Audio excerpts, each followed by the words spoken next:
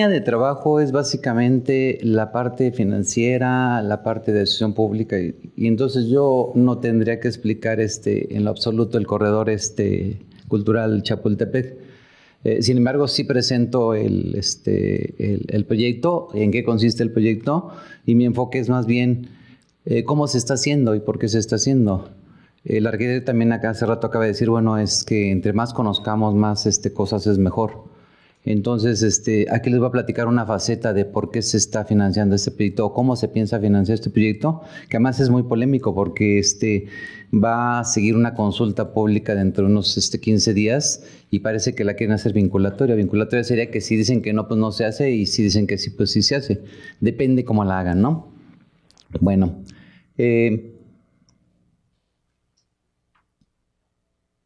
ya le hice y no, se me hace que me pasa lo mismo que el arquitecto. Ok. A ver si ya al final me voy muy rápido porque nada más para establecer los conocimientos de estos. Nosotros en México tenemos un gobierno que es revolucionario, que básicamente tiene una actividad muy importante para construir infraestructura. Entonces prácticamente todo se hace como obra pública, con recursos del gobierno, con recursos de los impuestos. Sin embargo, la construcción de infraestructura por medio de recursos de iniciativa privada es muy antigua, más de 150 años. El agua potable de París se hizo con inversión pública, el canal de Suez, el canal de Panamá, y en México los ferrocarriles y muchos servicios como telégrafos, teléfonos, electricidad, que después se nacionalizaron. Bueno, fue otra cuestión. Y básicamente el siglo pasado, por cuestiones principalmente ideológicas, aunque también económicas, los gobiernos comenzaron a construir su propia infraestructura. Estados Unidos, a mediados del siglo pasado, comenzó a hacer los primeros proyectos de inversión público-privada. ¿Cuál es la razón? Pues básicamente aumenta la población, y si aumenta la población necesitamos más infraestructura. Hay escasez de recursos públicos, alguien lo tiene que hacer, estamos endeudados y además pues se busca que la infraestructura sea más eficiente. En los 80s y 90s el Reino Unido fue pues uno de los primeros en utilizar este tipo de situaciones. Por ejemplo, en un puente en Londres, el Canal de la Mancha se hizo con inversión privada, y en el 92 lanzó esta iniciativa que es conocida, Iniciativa para el Financiamiento Privado, con el cual ellos en más de 25 años han construido muchísimas cosas a través de inversión principalmente privada. De esta forma, algo que comenzó con concesiones ahora se maneja como asociaciones público-privadas. Aquí sí es interesante este diagrama porque esto nos da una idea de lo que significa. En el extremo izquierdo, obra pública, donde el gobierno con recursos públicos hace las obras. En el derecho, privatización, donde el sector privado pues hace la infraestructura con sus recursos.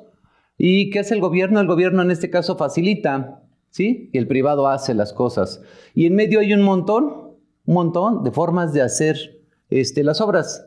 Desde contratos de pavimentación o de servicios o de mantenimiento hasta casi concesiones donde el inversionista pone mucho. Entonces esta línea nos magnifica o nos indica el nivel del papel del inversionista. Aquí es muy alto, acá es prácticamente nada, o acá pasa a obra pública, o acá pasa la parte de privatización.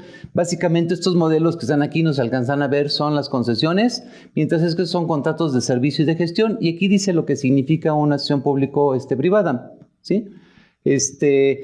El proyecto que vamos a ver del Corredor Cultural Chapultepec se marca en esto, en lo que es diseño, construcción, financiación y operación. Es un modelo de este tipo, ¿sí? Las concesiones carreteras en nuestro país son de este tipo, ¿sí? Mientras que, por ejemplo, las de Pemex y CFE son de este tipo. Ahí iba a decir adelante, pero soy yo el que lo tengo que mover. Ok. ¿Qué son las acciones público-privadas? De manera muy rápida también para no aburrirnos y pasar a la parte sustancial, pues se hace un contrato de largo plazo entre el gobierno y el privado, ¿sí? Donde se establecen las condiciones. Esto da certeza al proceso. Principalmente el organismo privado pues pone el dinero o lo busca. En el esquema, la parte más importante es una transferencia de riesgos y responsabilidades entre las partes, ¿sí? Y eso debe marcar en el contrato. Después, el sector privado normalmente, como tiene más avanzada en algunos casos, proporciona tecnología e innovación, ¿sí? El mecanismo de pagos es el que hace que la situación funcione mejor. Si no se diseña el mecanismo de pagos de manera apropiada, eso no sirve, ¿sí? Por ejemplo, una cartera de cuota, el privado recibe los ingresos poco a poco para recuperar su inversión a través de las cuotas. En otros mecanismos, el sistema de pagos es el que lo hace. Lo vamos a ver también en este proyecto, ¿sí? La transferencia de riesgos permite al gobierno pues hacer otras cosas. En este caso, pedir las medidas de desempeño. O sea, ok, yo te lo concesiono, pero yo quiero que esto funcione de esta manera. Y finalmente hay una transferencia de riesgos y responsabilidades de tipo material y de tipo inmaterial. De tipo material, pues recursos financieros, instalaciones, equipos, lo que sea, lo que se ve. Inmateriales, autoridad, gestión y operación. O sea, cosas que no se ven. Y esto es muy importante en este proyecto, ¿sí? Muy importante. Bueno, ventajas y desventajas. Las acciones tienen público-privadas o las APP tienen todas estas ventajas. Se gana, pues creo que hago el micrófono con el, mejor me quedo acá. Creo que el micrófono, digo la bocina, hace interferencia. Aumenta la rentabilidad, permite que el presupuesto que se use en esas obras se usen para otras cosas. La prestación de servicios normalmente es más eficiente y confiable. Evita que el sector público inicie o utilice costos de capital. Esto es muy importante. Limitaciones. Representa conceptos que no son conocidos, ¿sí? A veces no hay conocimiento ni en el sector público ni en el sector privado. Los costos de licitarlos y de darlos son más largos y más costosos, ¿sí? Seguimos con los beneficios. Se reduce el costo del ciclo de vida, ¿sí? Esto es muy importante. Facilita la innovación. El sector público puede transferir los riesgos al sector privado. Por ejemplo, el diseño, la construcción. Obviamente el financiamiento es la parte más importante. Promueve el crecimiento económico y mejora las oportunidades de empleo. En contraposición, bueno, ¿cuáles son las limitaciones? Y esto también es muy importante para este proyecto que vamos a platicar. La posición política o social puede retrasar o cancelar los proyectos. Los costos de financiamiento son más altos del sector privado que los del sector público. Entonces, ¿por qué hacer una asociación público-privada si los costos de financiamiento son más altos? Porque hay eficiencias en otra parte, ¿sí? ¿Por qué? Porque cuando se hace obra pública, normalmente los gobiernos pueden conseguir préstamos blandos con bancos de fomento, mientras que los privados tienen que ir a la banca comercial o a la casa de bolsa, y eso es más caro. En ciertos sectores puede haber monopolio y costos más altos y se reduce la rendición de cuentas, ¿sí? Esto no necesariamente es particularmente cierto en algunos proyectos, también lo vamos a ver aquí. Me brinco rápidamente qué ha hecho el Distrito Federal con asociaciones público-privadas. Aquí ya lo estamos haciendo más cortito para que no sea tan largo. El circuito interior, hace más de 7 años, se pavimentó con concreto y se dio mantenimiento integral por un contrato de este tipo PPS, así se llaman. En México sí les pusieron, este modelo es el modelo británico, el PFI, más que aquí le pusieron proyectos de prestación de servicios, pero es peaje sombra. ¿Por qué peaje sombra? Porque el concesionario paga y da mantenimiento y pone los recursos y no se cobra cuota, sino el gobierno le paga como una especie de renta a futuro, ¿sí? Por eso se llama peaje sombra, o sea, no lo paga directamente el usuario, lo pagamos indirectamente a través de los impuestos, nosotros.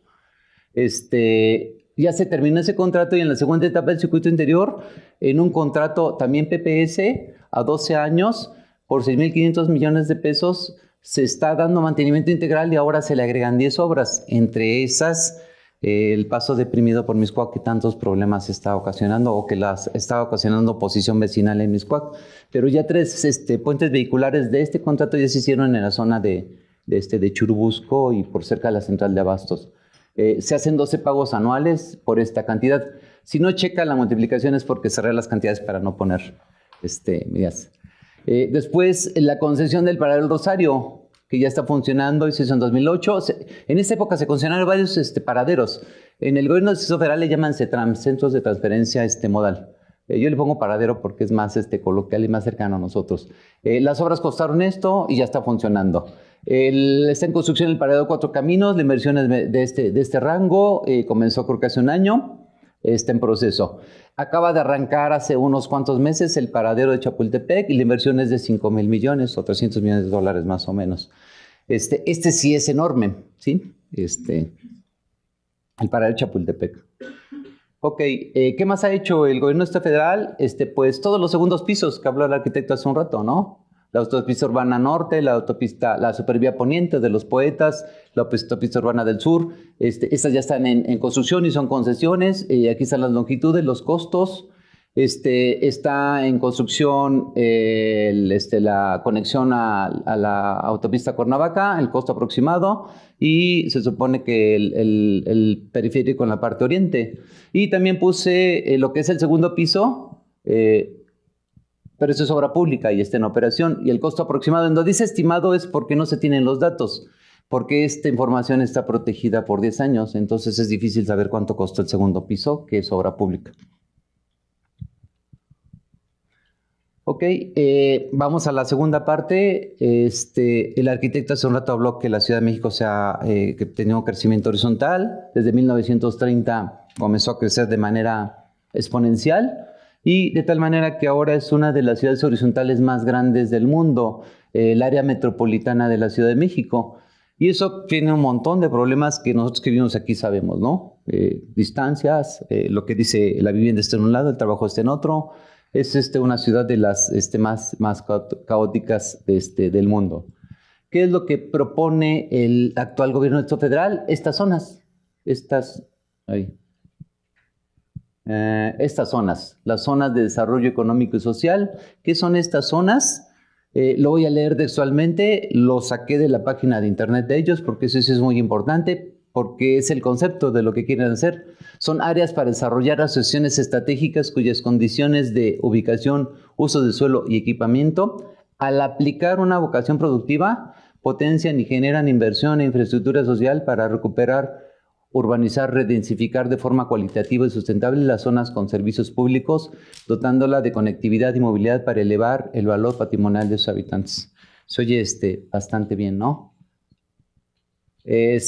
¿Cómo se hacen? El financiamiento prevé una conformación de sociedades promotoras de inversión, principalmente privadas. El desarrollo de las sociedades se puede hacer como obra pública, con los proyectos de prestación de servicios que vimos hace un rato, o con concesiones, que ya conocemos un poco más. En 2013 se anunciaron las primeras 5. Incluso se trató de iniciar esta ciudad de la salud en Tlalpan y parece que ha tenido problemas.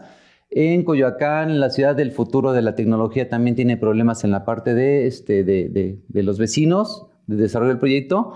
Y actualmente se adjudicó este año el Corredor Cultural Chapultepec, que también tiene problemas con los vecinos, ¿no? Y están en proyecto, pues otras dos, una aquí en Azcapotzalco, muy cerca de la UAM, y en el centro, una ciudad administrativa. ¿Por qué las SODES en Chapultepec? Bueno, pues la avenida Chapultepec es básicamente del metro Chapultepec a la Glorieta Insurgentes, también del metro. Muchos vehículos. El espacio vial es principalmente usado por los automóviles. Las zonas verdes son escasas. El paso de los peatones y de las bicicletas es muy conflictivo de una zona a otra, etcétera, ¿no? ¿Qué se pretende con el proyecto? Pues el origen es una declaratoria de necesidades que hace el Distrito Federal a través de la Gaceta. Esto se hace a través de una agencia. Esta agencia es del Distrito Federal y es la que desarrolla el proyecto. Entonces, el gobierno federal concesiona el espacio público de la calle a esta agencia que es del Distrito Federal. Ustedes podrán encontrar en esta página de internet toda esta información. Incluso los libros de este proyecto y algunos otros. Alguna está un poco más abierta, sobre todo la parte técnica, pero la parte detallada no es tan transparente que digamos. El proyecto fue otorgado a un consorcio, se hizo una licitación y participaron 3 proyectos y el inversionista ganó una concesión a 40 años, ¿sí? La propuesta arquitectónica, y esta sí la dejé porque es importante para ustedes, es de Fernando Romero, Juan Pablo Maza, no puedo pronunciar, Vivanco y Martín Schekman, ¿sí? Son 4 despachos de arquitectos. Ahora, aquí sí es importante, yo hace rato decía, es un modelo de BFO, diseñar, construir, financiar y operar. Entonces, cuando se hizo esta propuesta de esta licitación en enero de este año, la propuesta incluye el proyecto conceptual. Y ellos hicieron el proyecto conceptual, o sea, el gobierno federal no está haciendo el proyecto conceptual. Las propuestas que se presentaron tenían cada una sus proyectos conceptuales, de tal forma que cada una de esas eran diferentes. La que voy a presentar a continuación es la que hicieron este grupo con estos arquitectos. De aquí está el Metro Chapultepec o el Parador Chapultepec, que es otro proyecto. Y arranca y llega hasta la de Insurgentes, y por colores dejé esta figura, pero no se alcanza a ver por la luz. Se proponen 7 zonas sin igual número de calles o de manzanas o de conexiones entre calle y calle, de tal manera que se les intenta hacer un espacio cultural diferente a cada una de ellas. En los siguientes se ve. Entonces, ¿cuál es la parte conceptual? Pues la creación de un corredor verde del Bosque de Chapultepec al Metro Insurgentes. El CETRAM Chapultepec ya está concesionado, entonces el proyecto está conectado con este corredor Chapultepec. Y corredor verde, pues diríamos un corredor verde comercial, porque ¿de dónde va a salir el dinero? Pues se va a financiar con la renta de los espacios comerciales que se están proponiendo en este proyecto.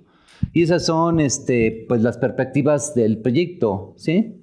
Básicamente, principalmente andadores peatonales, mezclados con transporte público, ya me confundí otra vez, mezclados con transporte público y con 2 ciclovías que van de metro a metro, o sea, a todo lo largo del recorrido, ¿sí? Toda esta información, sobre todo la parte de perspectivas, está también en esos libros. Ese sí abunda mucho la información de eso. ¿En qué consiste? Pues 1.3 kilómetros en la primera fase, pues del paradero de Chapultepec a Insurgentes, dividido en 7 tramos enfocados al arte, o sea, pintura, escultura, música, etcétera. Ahorita se ven en otras diapositivas. Se consideran talleres, tiendas, sobre todo tiendas, comercio, esparcimiento. Contará con un sistema de captación pluvial para riego de áreas verdes y reuso, paneles solares, iluminación LED, estaciones eléctricas, concreto permeable, huertos urbanos, internet gratuito, captación de CO2 y zonas libres de humo, y las 2 ciclovías de manera general, así muy sintética, porque el proyecto es más complejo. Esta transparencia nos da una idea de lo que es. Esto es lo que hay ahorita. No se alcanza a ver bien porque esto es lo verde y todo esto es vialidad, y son 76,000 metros cuadrados. En la propuesta, la vialidad se disminuye. Esto está a nivel de suelo. Se disminuye en esta proporción, lo verde se aumenta, el equipamiento, que son los comercios, se aumenta. Este es a ras de suelo. En el primer piso, porque va a tener varios pisos, equipamiento, o sea, tiendas y área verde. En el segundo piso, en algunas zonas, tiendas y área verde. Y en la única zona que va a tener un tercer piso, todo es verde. Quizá a lo mejor por los colores no se alcanza a distinguir. En esta es igual, este es el estado actual, lo verde y toda la vialidad, y es la parte del proyecto, o sea, verde, comercios y vialidad. Después viene con más detalle. Aquí sí ya viene el proyecto calle por calle, la parte de pintura y escultura de la calle de Leja a Burdeos, y viene la perspectiva, ¿no? Después, música y danza en este tramo de Burdeos a Toledo. Después de Toledo a Sevilla, arquitectura y fotografía. Después de Sevilla a Praga, literatura. En la siguiente calle, la parte histórica. En la de Varsovia a Monterrey, teatro. Y en la última parte, un cine al aire libre, ¿no? Y aquí está la Glorieta de Insurgentes. Esas, las áreas, la parte de colores que no se veía, a nivel de cero, ya es la parte de proyecto en metros cuadrados, 76,000. Esta es la parte de espacio público con áreas verdes, andadores y banquetas, la parte de comercios y la vialidad. En el primer nivel, el espacio público con áreas verdes y andadores y los comercios. Igual el espacio público y los comercios, y en el nivel 3 el espacio público que es área verde y los comercios, y en total las áreas y también las proporciones de áreas que están también en el otro, en la otra transparencia. Costos. Los costos, porque ya esta es una licitación, ya hay una propuesta ganadora, entonces se supone que hay un costo.